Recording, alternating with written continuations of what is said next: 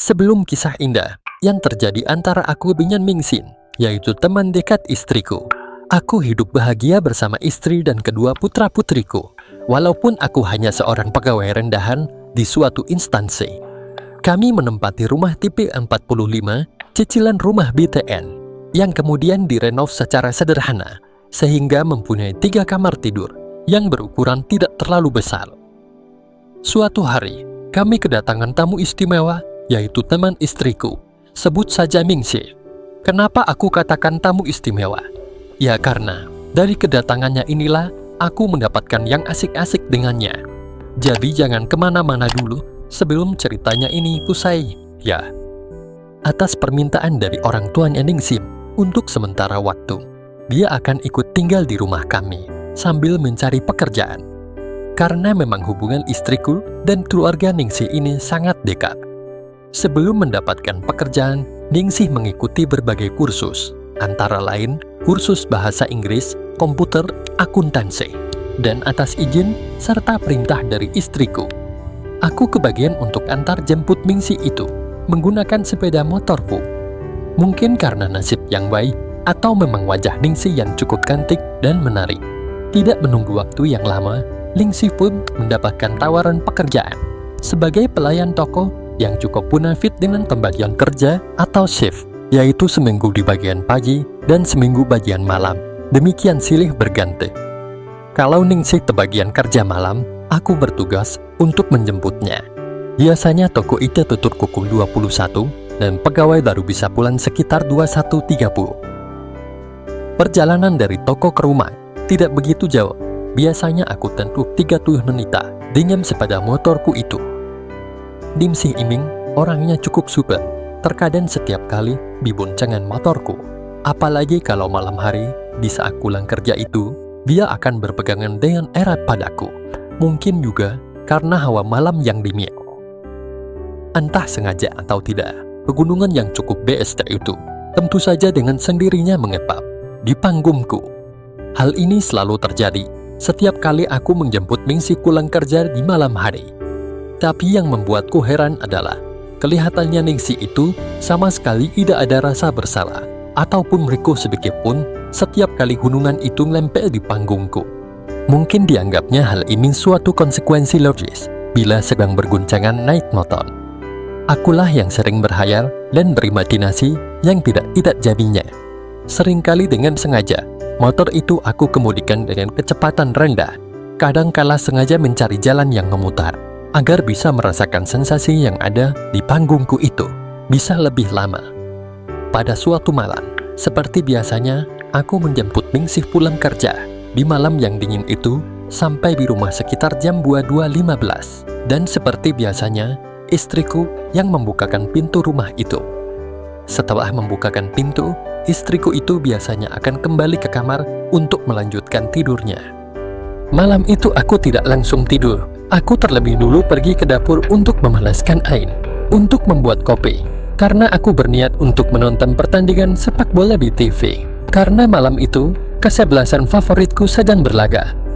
Di saat aku keluar dari dapur itu, secara bersamaan, Ningsih juga keluar dari dalam kamar mandi. Sehingga kami sama-sama berada di lorong depan kamar mandi itu.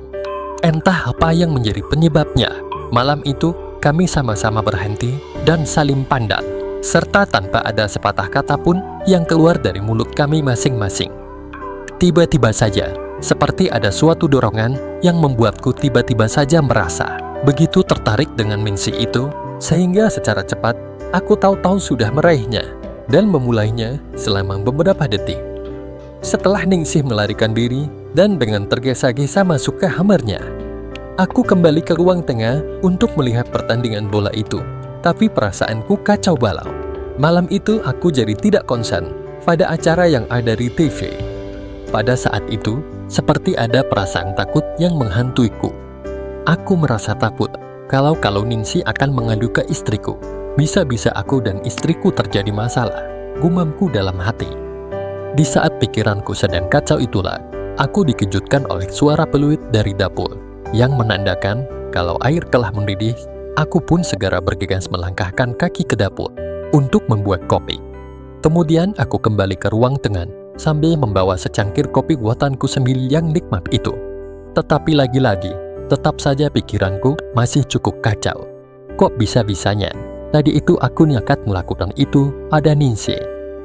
Dalam kegalauan perasaanku di tengah malam itu, kembali aku dikejutkan dengan adanya suara lonceng yang menunjukkan pukul 23.30. Saat itu, aku langsung melihat ke arah kamar Ningsih yang lampunya masih menyala, yang menandakan kalau penghuninya itu masih belum tidur. Karena aku tahu kalau Ningsih itu selalu mematikan lampunya apabila dia tidur. Sepintas terpikirkan olehku bahwasanya aku harus memastikan bahwa Ningsih tidak marah atas ulahku yang nekat pada itu dan berharap agar istriku jangan sampai tahu dengan apa yang aku lakukan pada temannya yang cantik tersebut. Dengan perlahan aku buka kamarku untuk melihat istriku, dan ternyata dia sudah pulas dalam tidurnya. Itu tergambar dari dengkurannya yang halus, disertai helaan nafasnya yang teratur. Dengan perlahan, kembali aku tutup pintu kamarku dan secara perlahan pula aku mencoba membuka pintu kamar Ningsih. Ternyata pintunya itu tidak dikunci. Perlahan tapi pasti, pintu kamarnya itu aku buka dan aku dapati kalau Ningsih saat itu sedang duduk di atas tempat tidurnya sambil peluk bantal. Perlahan-lahan aku mendekatinya. Spontan Ningsih pun menoleh ke arahku. Aku melihat matanya yang kelihatan berkaca-kaca, sehingga membuat aku bertambah khawatir saja jadinya. Ningsih pasti marah dengan kelakuanku tadi itu, batinku. Di luar dugaan, Ningsih tiba-tiba saja berdiri dan melangkah mendekati aku, dan tiba-tiba saja merapat dengan berat sambil kembali menangis lirih. Sehingga aku tambah bingung dibuatnya saat itu. Kemudian aku memastikan apa yang terjadi sebenarnya. Dengan perlahan dan hati-hati, aku raih demikian dan menengadahkannya. "Ningsih, apa kamu marah?" Pertanyaan konyol itu tiba-tiba saja keluar dari mulutku. Tanpa kata-kata, Ningsih menjawab dengan gelengan kepalanya sambil menatapku dengan lekat. Sedetik kemudian, kami berdua pun beradu pandangan. Entah bisikan dari mana datangnya. Tiba-tiba saja secara perlahan aku segera memulai wawancara. Dan ternyata saat itu, tidak ada usaha penolakan darinya. Sehingga aku pun semakin kehilangan akal sehatku. Setelah beberapa lama, terasa ada reaksi dari Ningsih. Malam itu, Ningsih mulai meresponku dengan membalas apa yang aku tanyakan saat itu. Akhirnya apa yang kami berdua lakukan itu pun berlangsung lebih lama, dan kami saling mengeluarkan emosi yang kami sendiri tidak tahu bagaimana menggambarkannya dengan kata-kata. Tetapi kegiatan kami itu harus segera diakhiri sebelum dipergoki oleh istriku. Segera saja aku keluar dari kamarnya Ningsih dan kembali ke ruang tengah untuk melanjutkan melihat sepak bola yang ternyata sudah berakhir dengan skor yang tidak aku ketahui. Akhirnya TV aku matikan. Kemudian aku masuk ke kamarku untuk pergi tidur dengan perasa yang sangat bahagia sekali di malam menjelang pagi itu. Hatiku begitu berbunga-bunga, layaknya orang yang sedang jatuh cinta. Semakin hari, hubungan kami berdua pun bertambah erat dan tambah semerai. Setiap kali ada kesempatan, kejadian di malam itu pastilah selalu kami ulangi. Dan tentunya, makin hari kualitasnya semakin bertambah amazerna saja. Suatu hari, aku pulang kerja lebih awal dari biasanya, dan aku dapati di rumah itu hanya ada Ningsih dan pembantuku. Pembantuku itu rumahnya tidak jauh dari rumahku, jadi dia itu pagi-pagi datang ke rumahku untuk kerja, dan sore harinya dia pulang. Hari itu istriku sedang pergi dengan kedua putra-putri kami untuk berkunjung ke tempat tantenya yang katanya sedang mengadakan syukuran. Seperti biasanya, sore itu sekitar jam 16, pembantuku itu pun izin untuk pulang. Maka tinggallah kami berdua saja di rumah itu, yaitu hanya aku dengan Ningsih. Sementara itu, istri dan putra-putriku masih di rumah tantenya. Tanpa dikomando lagi, rupa-rupanya kami sama-sama memendam satu kerinduan, sehingga sepeninggal pembantuku itu dan setelah pintu depan dikunci, kami secara spontan dan sadar saling mendekat untuk selanjutnya menumpahkan perasaan masing-masing. Setelah beberapa lama kami demikian, secara perlahan aku pun menuntun Ningsih ke arah kamarnya dan melanjutkan permainan catur itu. Sore itu, Dengan sukarela, Mingxih menyerahkan semuanya untukku. Sejak kejadian itu, kami berdua selalu mencari-cari kesempatan untuk mengulanginya terus. Tetapi kesempatan itu memang tidak mudah, karena kami berdua tidak mau menanggung resiko kalau sampai ketahuan oleh istriku. Pada suatu malam, sekitar jam 2.3, saat aku berada di dalam kamar bersama istriku, tiba-tiba terdengar suara pintu kamar sebelah terbuka dan terdengar suara langkah-langkah kaki menuju ke kamar mandi. Aku dapat menebak dengan pasti bahwa itu adalah Mingxih yang ada keperluan ke kamar mandi. Aku perhatikan istriku yang sudah tertidur dengan nyenyaknya, yang ditandai dengan dengkuran halusnya yang teratur. Dengan sangat hati-hati sekali, aku buka pintu kamarku, dengan harapan tidak ada suara yang dapat menyebabkan istriku terbangun. Lalu dengan perlahan pula, pintu itu aku tutup kembali dan secara perlahan, aku menuju lorong yang menghubungkan ke kamar mandi itu. Aku berdiri di lorong itu sambil memperhatikan pintu kamarku di bagian bawah pintu.